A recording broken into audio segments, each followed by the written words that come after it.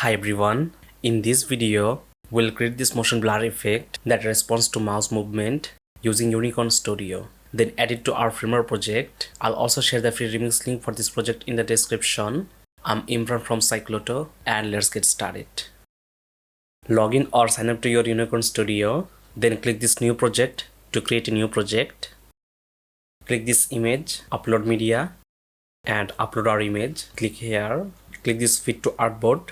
Zoom out a bit, click here to add text, paste this text, select it, change the font to this font, size 350, fill white, then click here, mouse trail, and as you can see, we can see some effects. We will fine tune the values to achieve a smoother effect, reduce the radius to maybe 20, also reduce the strength to 30, hardness 20, fluidity maybe 100, and now go to this effect type, motion blur, scale maybe 40. Let's see how it looks. Yeah, it looks perfect. This is our effect. You can place it here on the top to apply the effect to the entire section. If you place it inside to this text or the image, then the effect will apply only that specific layer, as you can see. And if we drag it and drop it to the image, then the effect will apply only to the image.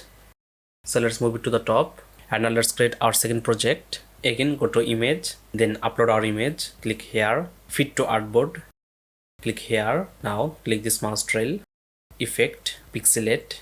You can tweak the values here to adjust the effect. Now add our text,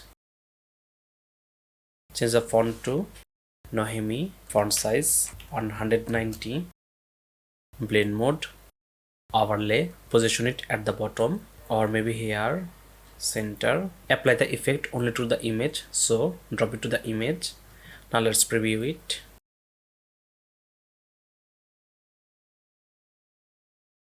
Maybe we can make it little smooth.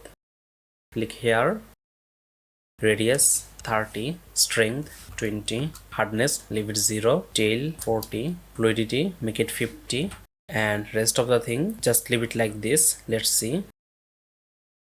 Yeah, now it looks better.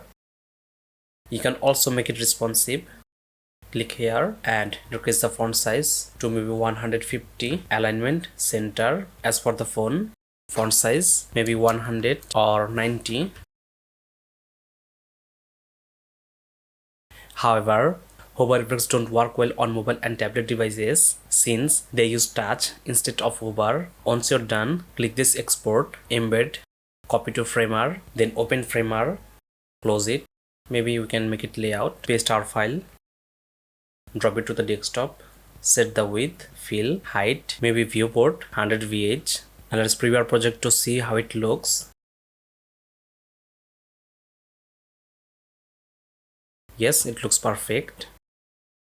This is the tablet version and this is the phone version. You can also tweak the value here. You can change the FPS, scale, DPI and everything.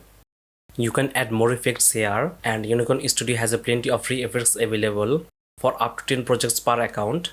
And that's pretty much it. If you have watched this video up until now, I hope you enjoyed the video. If you did, please hit the like button and subscribe to our channel. That's all from today, and I'll see you in the next video inshallah.